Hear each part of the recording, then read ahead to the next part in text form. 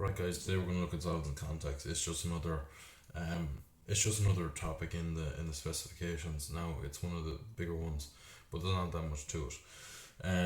Relatability wise, what does it relate to? How could you picture in the real world? If you just picture two things coming together, they're in contact with each other. There's a bit to it. There's where are they connected, how are they connected, are they eating into each other, or are they intersecting in some way, shape or form. And there's a little bit to it. There's a little bit of few key principles I'll go through, and you can note some of it after. I'll put it up after that. You can take down a few of the key principles to help you with the question. So in relatability, it's two solids. Like if you have a cone, you have a sphere.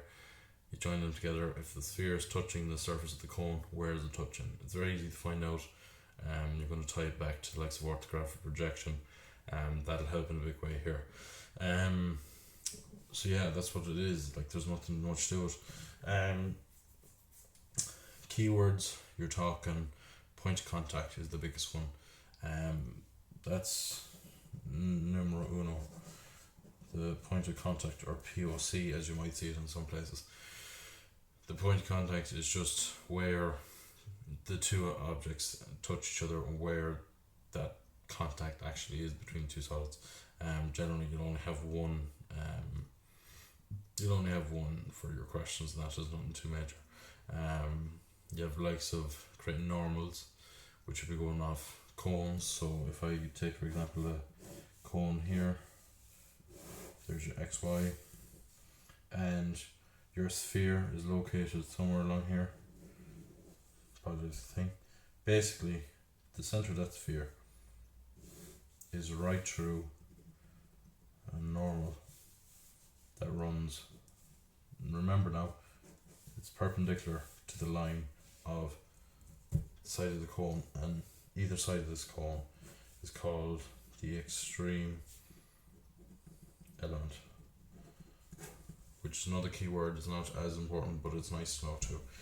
So you have your normal to point of contacts, you have your extreme elements, and then you have certain methods for getting points on solids.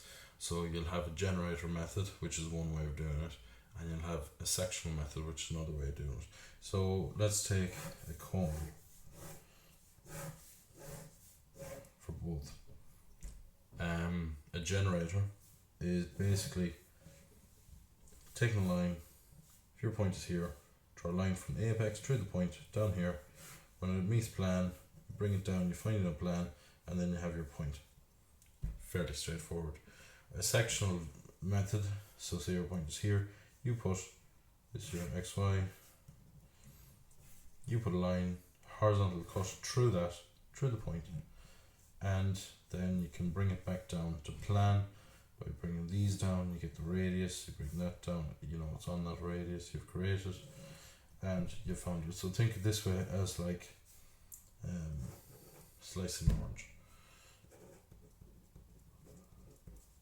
If you remember orange, you'll remember the sectional method. It's like slicing an orange with a knife horizontally to get the point. There's not much to it. So the extent of question wise, you'll be looking at getting the points of contact. You'll be looking at showing that you know how to use methods of getting points. You'll be looking at revolving solids around one another. You'll be looking at different solids touching each other. And then for the higher order questions, you'll be looking at creating a sphere that rests along both another sphere and a cone on the same thing, and you have to figure it out. So it's not too bad like that. There's nothing really to it, and it's very, very easily done. So, and that's really the basic introduction. That's really it.